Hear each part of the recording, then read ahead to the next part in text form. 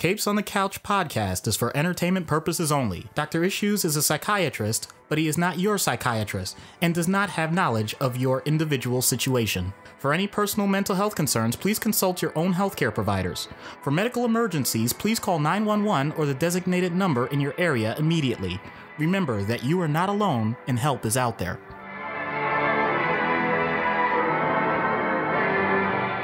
Hello and welcome to Capes on the Couch, where comics get counseling. I'm Anthony Sitko. And I'm Dr. Issues. This is issue number 111, Mojo from Marvel Comics, the X-Men villain who apparently has been messing with our recording equipment right before we got started because we are going through hell. So I apologize if this episode doesn't quite sound from an audio technical standpoint the way you're used to, at least Doc's audio. Mine works fine. Mojo, however, seems to know what Doc has in store for him later on in the skit. Which, let me tell you, it has been a long time since we have done an episode where I almost want to skip forward to the skit because that's how excited I am for it. I had a lot of fun writing this and coming up with the ideas. And thank you to Matt, our president level patron, for giving us this selection to do, because this is going to be just, this is beautiful, beautiful. Totally agreed. So quick reminder, this is your last chance to send us your Batman voice clips. Email capesonthecouch@gmail.com by February 28th with your 90-second to 2-minute voice clip of your memories of Batman, what your thoughts are on the character, what your connection is to him, you love him, you hate him, anything involving Batman for our March Batman month celebration. So let's dive right in then to Mojo. Mojo was created by Ann Nocenti and Arthur Adams in Longshot number 3, November 1985. Ann Nocenti, major Marvel writer in the 80s, did a lot of work on Daredevil, did a lot of classic work on the X books, and at the time was reading a lot of books about media theory and the various ideas behind how we consume media and the impact that media has on us as a society. Folks like Marshall McLuhan and Noam Chomsky, etc., and a lot of very famous talking heads, and said, this being the 80s, greed, the decade of greed and excess, and talking about the impact that media can have on the public, etc., said, why don't I make the ultimate horrible media executive and make them a villain in the comics? And so that was the genesis for Mojo. So the residents of what became the Mojoverse were driven mad by energy waves that transmitted imagery into the minds of all of its inhabitants. And these energy waves ended up turning out to be the transmissions from the TVs of Earth 616. So they were seeing these demons in their head that were actually TV characters from television shows in the world. And so a race of spineless beings used technology to avoid having to do any manual labor and instead forced slaves to do their bidding. I'm kind of just glossing over a bit of the backstory for the race because it's not too crazy important. So Mojo was one of these spineless creatures who used this robot chair to get around. And so he used television as a way to gain a measure of control over the world and used it to dominate the world and the slave trade. So he called the planet Mojo World, and the whole universe became the Mojoverse. And so he created all measure of types of television series to entertain and enslave the residents and inhabitants of Mojoverse. And so Longshot, who was a stunt performer in the Mojoverse, ended up escaping to Earth 616, where he befriended Doctor Strange and a couple of heroes, and then went back to free the remaining slaves, but he ended up getting captured and brainwashed and put through the ringer again. So Mojo then captured Psylocke, who was in her original body And that's a whole other thing when we eventually get the Psylocke. He implanted cameras in her head to broadcast what she saw to his TV audience.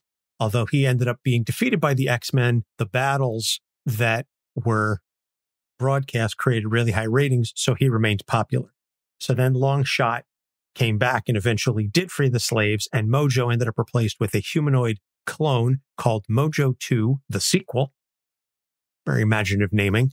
But he was also defeated by Longshot, and then the original Mojo returned. So a lot of these stories, because I'm not going to get into every single Mojo story, because it's basically Mojo tries to capture heroes to fight to create a TV show for his audience. And they may start off fighting each other, but then they realize, no, we actually have to fight Mojo. And then lather, rinse, repeat. So at one point, he captures most of the X-Men and he recreates important points from their history, all while broadcasting it across the Mojoverse. And he simultaneously attempts to terraform New York City into the Mojoverse, but he gets defeated by an electromagnetic pulse that destroys his equipment.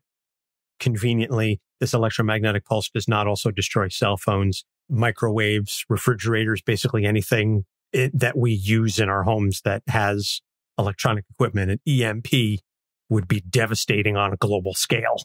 Yeah. We're talking about the complete destruction of our modern society, but oh well. Absolutely.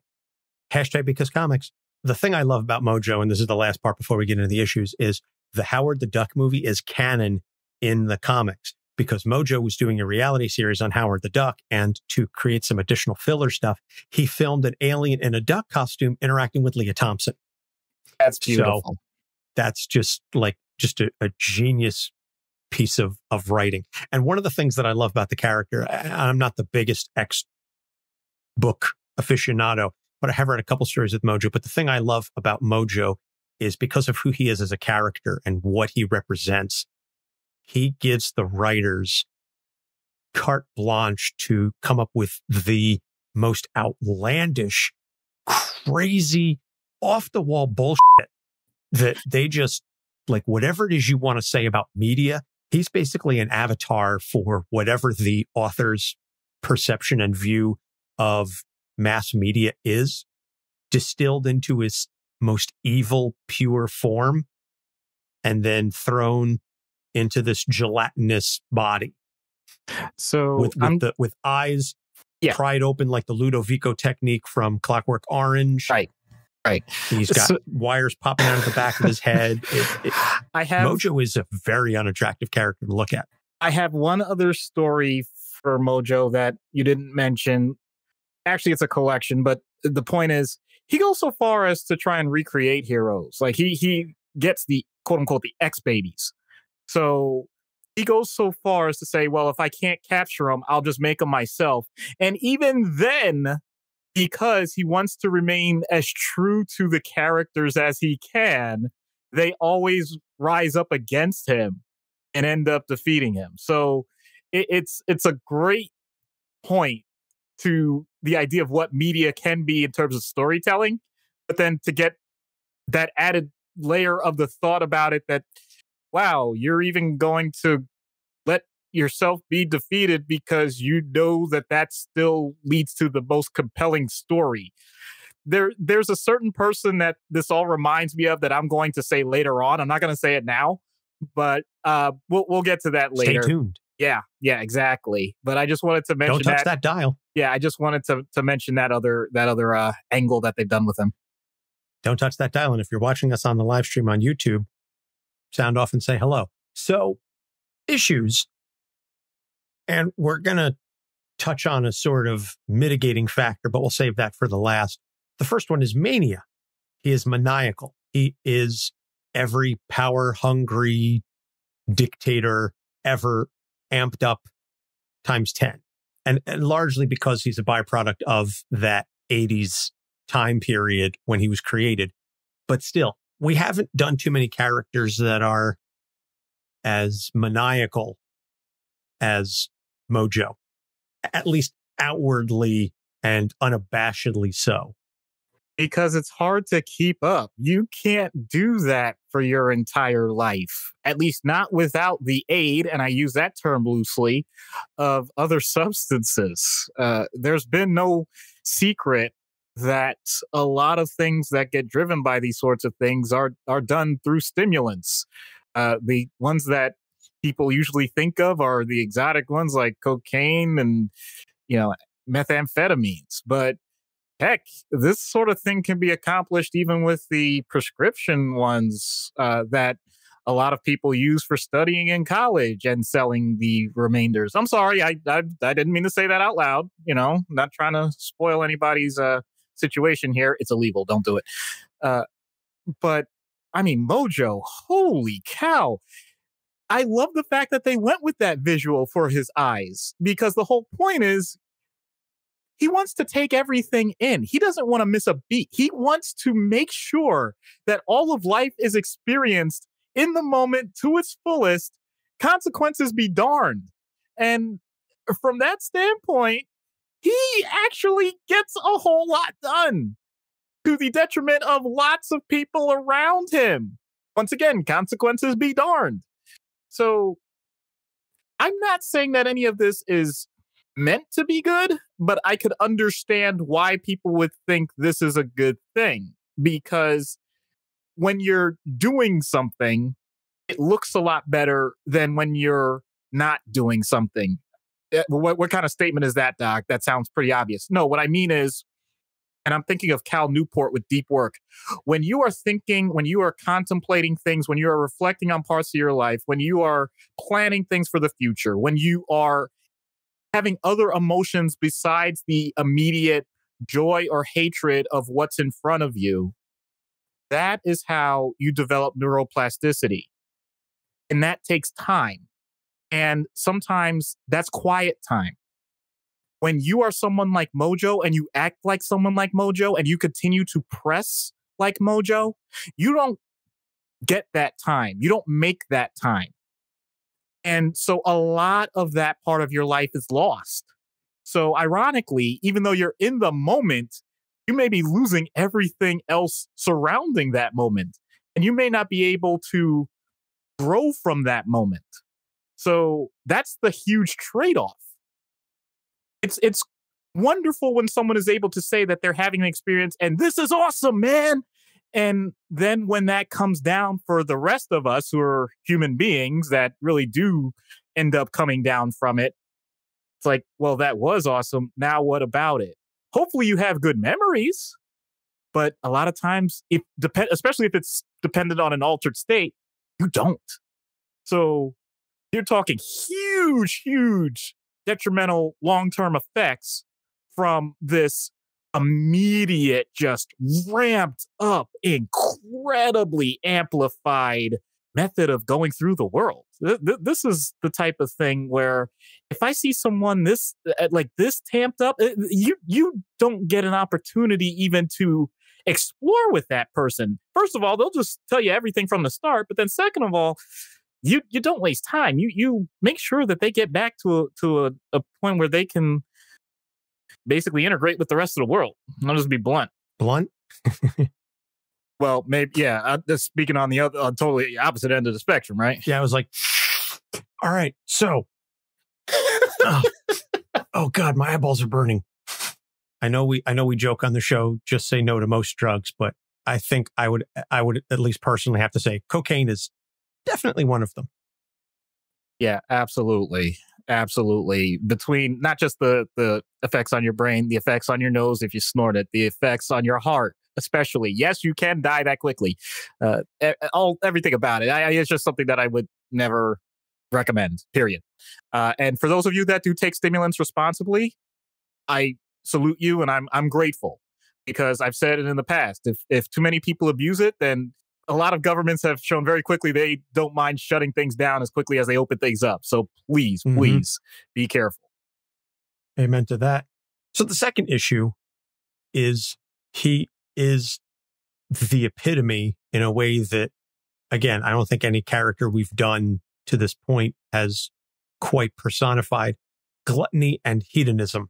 He is fat and lazy because he doesn't want to get up off of the robot chair. Arize, one of the scientists, created exoskeletons so that the species could grow and literally evolve.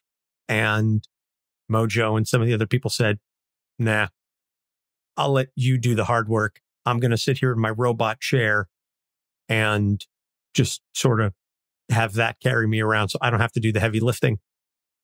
But everything that he does is for power. Everything that he does is in the moment for that high, for the ratings. That's his drug. Everything is for the ratings. Everything is for the power that the ratings brings. And he's not ashamed of it. Yeah.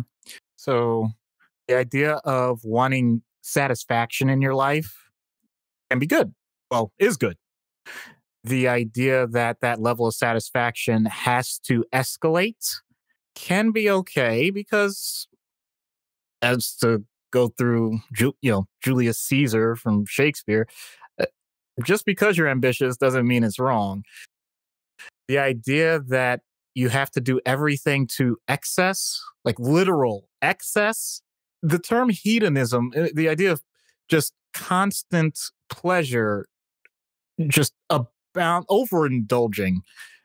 Gluttony, also the same thing, but much more visceral, like physically overindulging. I think we lose the meaning of the term because sometimes I think we use it too often. In order to be considered gluttonous, it's not just that, for example, with food, you're not just eating until you're full. You are eating above and beyond what normally would be considered satiating, and going beyond that point to perhaps even being painful. And you'll still keep going because the idea of eating is pleasurable. So it's the process itself that just keeps on building as opposed to the original purpose. And this doesn't just have to do with food. It doesn't just have to do with power. It can be sex. It can be money. It can be just about anything that's considered pleasurable. Because the whole point of it is, in general, it's the agreement with society that these things are considered good at a certain dose, and you are overdosing. So I'm not even thinking ahead to make that kind of substance reference again, but still very similar. But the idea that the person may not see anything wrong with it, it's an internal struggle that usually people on the outside can see very obviously. This isn't something that's hidden. That's the other part that makes it clear, at least on the physical level. When you see Mojo, you get the picture really quick. If someone, and I'm not making light when I say these things, by the way, if someone does have a problem with overeating, at some point it's going to show up if that's consistently what they're doing. If someone is putting in so much time and effort going to the clubs and just making it rain and all that stuff, people get to know it. You can try and live a double life with that, at least, because it's not as physical, but still, you get a reputation. And once again, I think this is starting to fill that pattern of, in the moment, these things are amazing. They feel great. In the long run, there is significant harm. And the lack of realization of that harm, or the knowledge of that harm and still ignoring it for the sake of the instant gratification, those are the things that can cause significant problems for a person. There's a lot of other rabbit holes that we can go down with this. I just want to make sure, for the sake of keeping the episode sort of tight, I'm not going to go through every single one, but those are just a few examples. So Mojo, which, by the way, shout out to also the humans in WALL-E and their chairs. Shout out to, and Anthony pointed this out via Matt, Hedonism Bot and Futurama. There are other characters that definitely, shout out to Jabba the Hutt.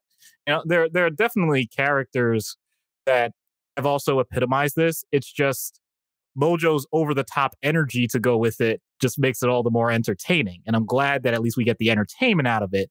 But if you know people like this in your life, I'm sure that you think for them that, you hope for the best, and you hope that at some point they learn what enough really is. Boshuda. Ho, ho, ho. Yeah, I think we all have that friend who maybe parties just a little too hard. May not necessarily be with cocaine, but it can certainly be with other substances. And you go, yeah, they're fun to a point, and they're acceptable and a good time, pun fully intended, in small doses. But you don't want to be around them all the time, because then, at least for me personally, because I had friends like that, and it was like, okay, I can't be around them because it gets to be too much. It's like a car. You can't drive a car at 120 miles an hour all the time, because you'll burn out the engine or you'll crash and die. It's how it is. It's absolutely how it is. And so, yeah, it's fun to test the limits every once in a while. You just want to put the pedal to the metal, but you can't live like that all the time.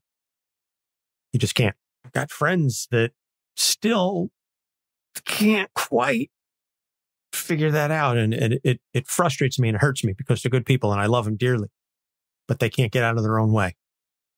And that's Mojo has no interest in getting out of his own way. He doesn't want to. So I mentioned at the start of this that there was a potentially mitigating factor to this. And that mitigating factor is, how much of this is his fault? Because the thing that exists in canon, and one of the things that Matt pointed out, is the residents of Mojoverse are driven mad because the images of these TV shows are beamed directly into their brains. It's part of their consciousness and their subconscious. They can't turn it off. So how much of what we see and how much of what Mojo does, and the whole notion of running the world through television, is entirely his fault? And I'm not excusing everything he's done, obviously. But if this is what your base is it possible to even make that kind of a change? So now you're hitting me a little heavy where I live. So what I mean by that is the idea of exposure to stimuli. Isn't that what one of the biggest topics has been for decades now, both in development and as a whole? What is the role of growing up? For us, it was, what's the role of TV in the development of a child? Now, I think TV is kind of on the back burner. Is what's the role of handheld devices, of, screen time, all of that. So to bring it to humanity, not just to the Mojo verse. And we're still trying to figure that out. I think the point, though, that I'll reiterate for the however manyth time I've said it, is it his fault? No, but it is his problem. The idea that he had no control over what originally the stimuli was and how that molded the development at the time, it's unfortunate if it's had that level of impact. That doesn't mean that you just stop the clock, though. And the more that we look at this from a developmental standpoint, the more that we realize we can't be as dramatic as we make it sound. Ironic, because we're talking about media. Yes, those things definitely play a role. And for the sake of comics, I'm going to take it at face value, but to bring it once again back to humanity, no one thing is going to determine everything. So there is always the room for new stimuli, new experiences, new interventions to have an impact. As big or the same as what's happened in the past? Probably not. That doesn't mean it won't move the needle a little bit. And the idea of having marginal gains and having them aggregated over time is still worth the effort compared to saying, well, that's the way it was. Too bad. So sad. I mean, that doesn't sound helpful to me at all. So to put another way, if you have a choice between doing something about a negative situation and doing nothing about a negative situation, I would make the choice to do something. Will that something always be the most efficient way? Not necessarily. Will that something have other unintended consequences? Probably. But nothing changes if nothing changes. I'm able to bring all these things out so directly because that is the crux of so many people that are either going to therapy or in my hospital have been through similar circumstances, and we're trying to point out to them that that's part of the reason. We understand that the background, that the original event is going to have lasting effects. But what are the actual mitigating circumstances that we can create now to at least just so slightly improve or modify what they're going through? But once again, why does all this fall flat on his face with Mojo? Because the entire society, and this is something I wanted to bring up with this topic. I'm glad you raised this issue. The society itself doesn't acknowledge it. Why is Mojo popular? Why is he doing all of this for ratings? That implies that people pay attention. People care. And if that's the way people care, then from societal standards, is that a problem? Because a part of psychiatry and psychology, for something to actually be a diagnosis, it's the fact that it doesn't mold to what society considers appropriate. And yet, when you consider the citizenry that he's dealing with, I'm serious, like read these comics, you'll see that the people he's dealing with actually pretty much share a very similar view. And so... Yeah, I did neglect to mention he does have an assistant major domo who's an android, who's basically his second in command that is responsible for carrying out all of his orders. I didn't get into the backstory of Mojo too much because, again, it's a very repetitive type setup. Yeah, but that's I appreciate that it's a repetitive type setup because it does make a very clear world. That is what they live in, and he found a way to, no pun intended, or actually go ahead and say pun intended, game the system. That's what he does. Once again, a few more shout outs to characters. Shout out to Mr. Monitor from the Beetlejuice cartoon. That's also a person that, oh man, is very similar. Very similar. Oh, you're speaking my language, man. I loved that cartoon. I don't entirely remember Mr. Monitor, but just he was four TV monitor, at least 4 TV monitors in a big business suit. And anytime, oh yeah, I was going to say you can't forget him completely, man. I didn't remember the name. I remember the visual now. Yeah, including the voice actor for him, who had a voice that, in all honesty, to me, was the definition of hedonism and gluttony in terms of like when he would get excited, it was just like near orgasmic type of voice. And I'm like, wow, okay. I guess that's really important to you. But yeah, I'm just saying this type of world, this type of character, I'll come back to that saying because it's the truth. I'm not saying it's his fault, but I am saying it is his problem. You do say that a lot. I think that's one of your catchphrases right up there with the puns on this show. But so and by the way, okay, I hate the idea of not answering your question. How much of it is his fault? I mean, if we're going to say fault, if we're going to say that he's hardwired, quote unquote, even though that's not really a thing, fine. I'm willing to go above the coin flip. So I'm willing to go above 50%. I'm not going to put a number more specific than that. You know? But it doesn't matter. See, that's my thing. It doesn't matter. If I put 100%, quote unquote, not his fault, okay, then that means that 100% of everything else that he does from this point forward is going to be his actions and responsibility. Doesn't matter. You don't get a free pass. Well, I'm sure he'll figure it out one way or another. So we're going to take a short break. When we get back, we will get into treatment. So stay tuned.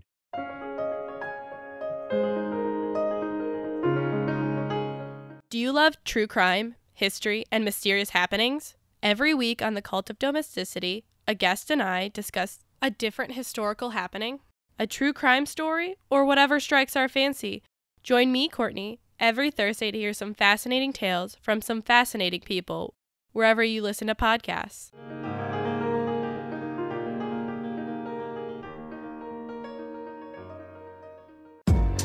Hi, this is Jimmy from the podcast Talk Me Into, the show where my co-hosts Dan, Jeff, and I talk each other, and maybe even you, into liking what we like. Here's a little taste of our show. I need another episode. Whoa, my God. I was not expecting this. It claps too. It does. It do clap. It's a proper bop. Jeff and Jimmy, did I talk you into liking spoilers? No. If you feel so inclined, you can listen to our show every Tuesday. Find us in every podcasting app and follow us on Twitter at TalkMeInto. Hello, I'm Chris Claremont. You're listening to Capes on the Couch. And we're back. So treatment in universe. Matt suggested that the first thing you would need to do is stick Mojo in a Faraday cage and detox him from media until you can get him to some sort of a baseline. I don't know where that was going to play into your treatment option. Okay, I had a variation on that. Matt is in my wheelhouse, man. I was going to do, I was going to patent it, and I was going to call it the M chip instead of the V chip. I was going to basically do this for another character. Yeah, because it's Uatu. Yeah, because it's that important. You know, his direct stimuli. First, there's another thing. Because these things are going to have to be surgically removed. Remove those damn things from his eyelids, please. That's really important because, and actually, this is something that you can do for yourself. Don't do it. Where if you actually do keep your eyes open after a certain period of time, you're not going to be able to process a whole picture. The reason why we're able to see what we see the way we typically see it is because our eyes, even when they're focused in one direction, are moving. We do blink at times. And we're able to process everything in our brain accordingly. If you were to actually do that, I don't even know what the heck he could be seeing right now. He could be having a real psychedelic experience for his entire lifetime at this point. And so, to be honest, let's back up. I may not even need to do a chip or a Faraday cage. If I get those things off of his eyes, I think he's going to freak out. And I want to see what that does. Not for experimental purposes, but seriously, like, what is your new experience of not having to have your eyes open all the time? I want to see that. That's the first step. And to be honest, maybe that's the only thing he needs to just even have his body shut down for a while. How long do you think he'd sleep if he actually shut his eyelids? How many? Because, okay, I'm talking to, I think, everybody here where you've had that moment, whatever it is that you're doing, you say to yourself, you're like, okay, I just need to close my eyes a little bit. And then you open them and you realize you've been like dozed off and you don't know for how long. It's like, oh, what the heck just happened? I think with Mojo, I think he's out.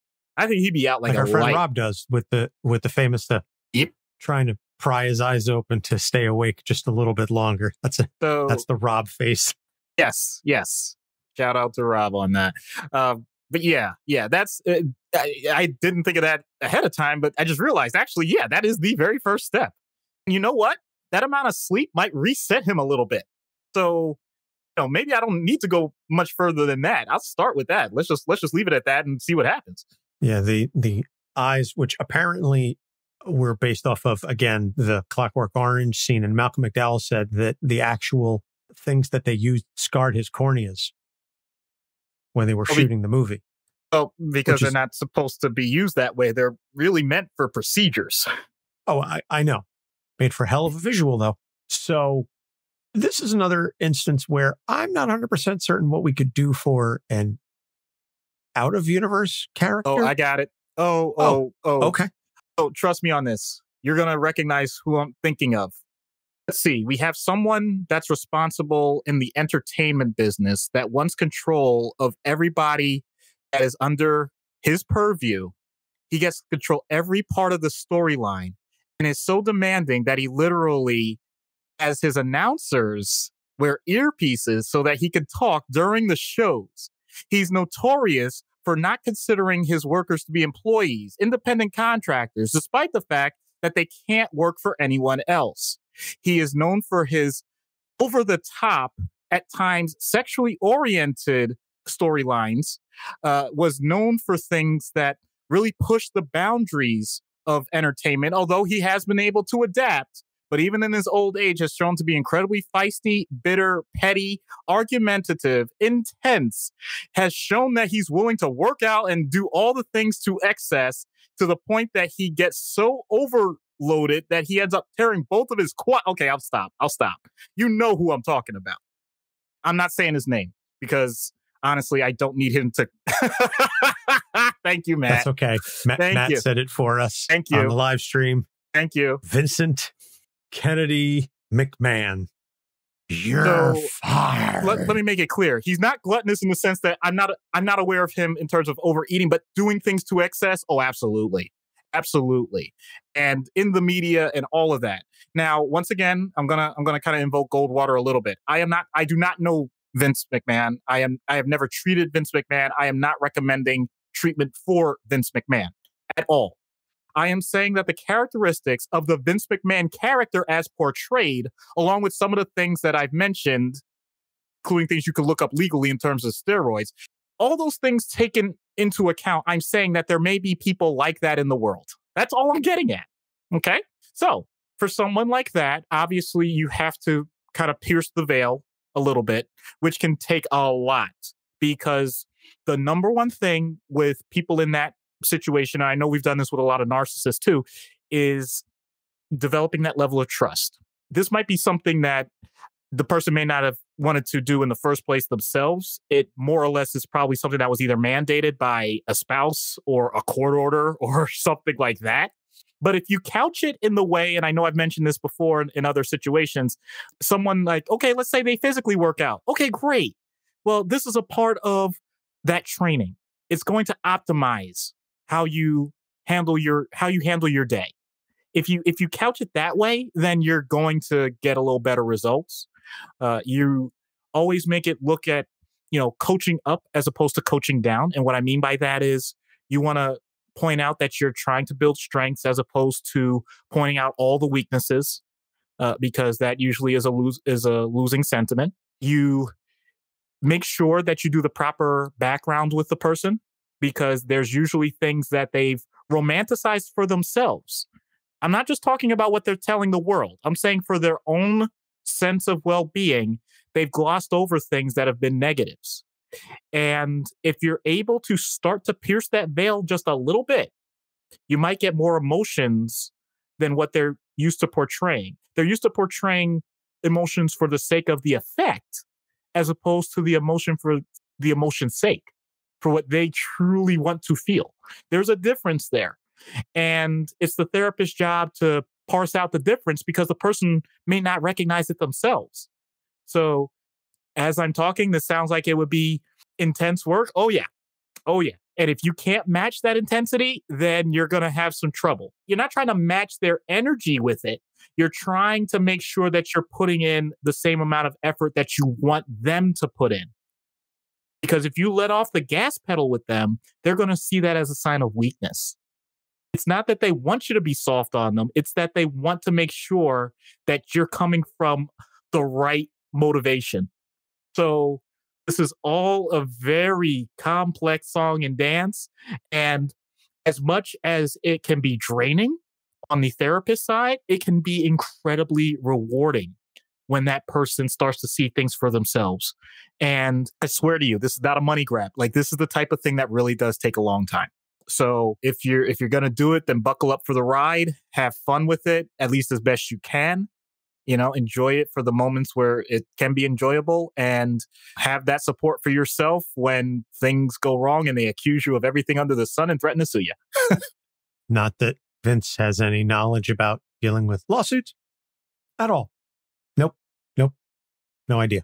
Oh, it doesn't have to be Vince. It could be any person in the world, whether or not they're the genetic jackhammer or not. Oh, dear.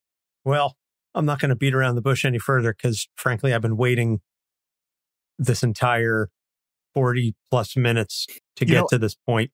Based on what you were writing in the first place, I was very tempted to ask, you know what? Can we just do the skit first, just to get it out of the way? But I know we needed to do the whole show. So no, we need to build to it. You can't give the people the dessert first. Come on. It spoils the dinner. You gotta leave them wanting, right? That's what Mojo would do. You have to draw them in. You have to build. You gotta build. You can't start with the climax. Otherwise, the whole 45 minutes is epilogue and the Saint Lord of the Rings. Nobody wants that. But I'm so stoked for this. Let's see what happens when we get Mojo on Dr. Issues' couch. Hello, Mojo. I'm Dr. Issues. Oh, that doesn't work at all. Excuse me? Too boring, cliche, repetitive. How many times have you said that? It's how I greet all my patients. It's a standard introduction. I'm not sure what... Where's the pizzazz, the emotion, the fireworks? I don't believe you really care about this scene at all. It's not a scene. This is a therapy session. No, my dear deluded doctor. This is a scene. Everything is a scene. Why do you think there's an audience? If this is a scene, who's directing? Why, I am. The incomparable Mojo. Right now, you're just a bit player, a red shirt, an ensemble character at best. But stick with me, and you could work your way up to a featured role. If this is true, what's the purpose of it? Ratings, you nincompoop. It's all about ratings. Ratings means power. I assumed you already knew that. Ratings don't make you powerful. What kind of logic is that? Only someone who doesn't get ratings would say that. And we don't even get ratings on a podcast. Downloads, whatever. I mean, how many people even listen to your show? We get several thousand downloads a month, I'll have you know. Oh, excuse me, a few thousand. That's pathetic. Clearly you need my help. I think we're doing just fine on our own. And let's get back on track. We're here so I can help you. My ratings are through the roof. I don't need your help with that. Meanwhile, you're relying on guest appearances and stunt casting and sweeps month on Batman just to stay relevant. I mean, really, how long have you even been doing this? We're coming up on 3 years. And people still listen to you? We're more popular than ever. Well, that doesn't make sense. There's nothing as special or exciting about this show. It's like listening to paint dry. Now get some explosions, some death, some real skin in the game. Now we're talking. Emotional breakthroughs don't happen like an action sequence. Who cares about any of that? Give the people what they want. They crave high stakes, sex, danger. None of that has anything to do with our show. That doesn't help people at all. It helps them forget about their mundane existence. Let's face it, the world is a boring place. You need someone like me to spice things up. And who put you in charge? I did. After all, it's called the Mojo-verse for a reason. But what happens if the people don't want you in charge anymore? What happens then? Well, that will never happen because I give them what they want. And in return, they serve me. Well, they serve me either way, but I consider myself a benevolent ruler. So I keep them entertained. Okay. I think I have a solution that can make us both happy. You say you're focused on ratings and keeping people engaged in the show, yes? Right. And there's more to a show's success than just action, right? I mean, action is fun, but you need to care about the characters at some point. Oh, I don't know. We get some of our biggest ratings just throwing a couple of jabronis into a cage with some weapons and seeing who survives. That's disturbing, but I'll move on. My point is there has to be some character development. People want to see these characters grow and learn something new, see how they react to different situations. So instead of giving them swords and shields, we give them spears and axes? It's a bit medieval, but it could work. No, I'm talking about emotional development, learning how to make different decisions, maybe choosing not to kill everyone else. I suppose I could not force my slaves to murder each other for my amusement. That's a start. We build up the hype and have the winner spare a loser so we can have a rematch on pay-per-view. Stop! Yes, and we'll get Conor McGregor on the undercard against heroin-addicted squirrels with knives on their backs. Let's say 17 to make it interesting. And I'll tell them the English squirrels. That will really get them motivated. Do you even hear yourself? I'm trying to offer you a legitimate shot at an ongoing, compelling series with an interesting plot line, and you keep suggesting one-offs with no meaningful payoff, Seems to me like you're trying to avoid making a real change because you're scared. Scared? The only thing that scares me is losing control. Of what? Everything. Go on. We're getting somewhere. I think this is the perfect spot for a commercial break. Stay tuned, folks. We'll be right back. No. Do not cut to commercial. Where the hell's the camera? Whatever. We're not breaking away just when we're breaking through. Need I remind you that I am the director? Don't start getting too big for your britches just because I gave you a few good lines. No one steals the scene from Mojo. To the contrary, you're the star. But I'm worried about your range. You reached the shock jock audience, but what about everyone else? Where's the comedy, the romance, the intelligent drama, the ebb and flow of life that has heart-wrenching moments of despair mixed with instances of triumph? There's so much more to exploit on screen, and you're missing out. You make a good point. We need some new 4-quadrant material because there's some key demos we're missing out on. Suppose you're right and these kids can pry their eyes off of Tuk-Tik or whatever garbage they're watching. What ideas do you have? Keep in mind, your life depends upon the answer.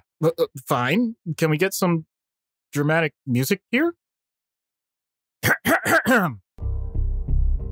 In a world where one man's life hangs in the balance, he knows the greatest hedonistic dictator has placed his reputation on the line for the sake of the masses. Any blunders on the part of a hapless physician with a penchant for persnickety puns will lead to the downfall of an entire dimension. Wait a minute! Unless the dictator takes over for himself. Hold on! What sorts of wacky hijinks and zany schemes will this malevolent mound with no bounds come up with to save his own gelatinous hide? Tune in next time as... Stop! What? I have had enough of this complete mockery of my brilliance. Do you realize how difficult it is to create hours of new programming for decades on end? And you sit here and denigrate all my hard work. For what? That fire! The spirit! The ability to set expectations of others in order to show your soul. That's remarkable. I apologize.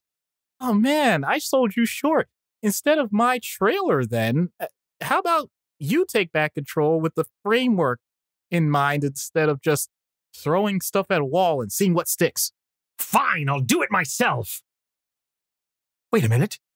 That's it. I can do it myself and have someone do it for me. I don't understand. I'll create a clone of myself and make a spin-off with all of that emotional gobbledygook you were talking about. This way, I still get to make all the explosions and action I want, and you peons can sit and cry over your ice cream at some pansy ass wallowing in self-pity or whatever. That's not what I was... And I'm also going to file a trademark violation on that Watch Mojo channel. I'll come up with the top 10 ways to assault the assholes who run the desecration of my good name. I definitely can't condone... Ooh, and if the ratings for the spin-off start to drop, I'll pin him against those smack-addicted squirrels, whichever ones survive the cage with McGregor. That's it. I give up. Give him a hand, folks. He'll be back next week where he squares off against a horse-sized duck. Same time, same channel. What?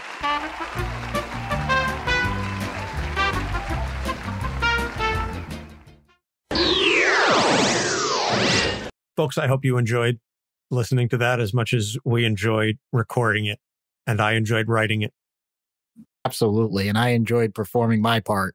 Yes, you did. Yes, you did. I love ones where I get to play with the audio a bit too, so that was a lot of fun. Hopefully you appreciate all the little audience reaction sound effects in there.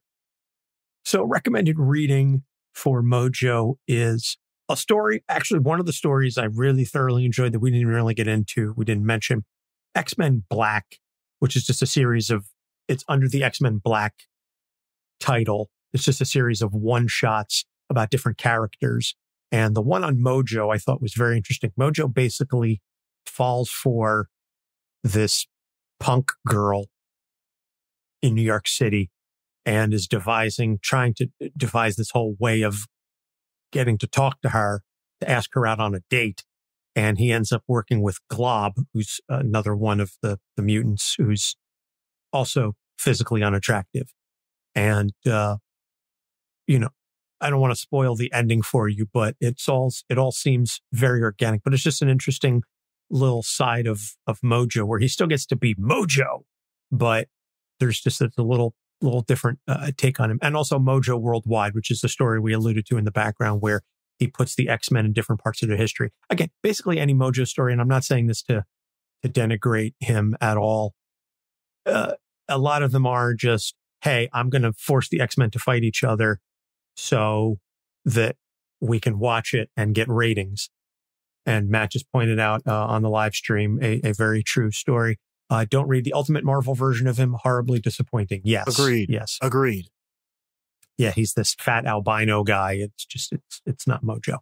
So upcoming episodes. This is the last quote unquote normal episode we're going to do for a month because March is our Batman episode, our Batman celebration. It's our 3rd anniversary. So the first episode is going to be Doc and I talking about Batman and his relationships with other characters. And we'll talk about some of the characters we've done because at this point, I think we calculated beforehand, we've done 10 episodes on rogues and at least 6 episodes on members of the Bat family, including, I think we've done all of the Robins, except for Stephanie Brown, because everybody forgets about Stephanie Brown.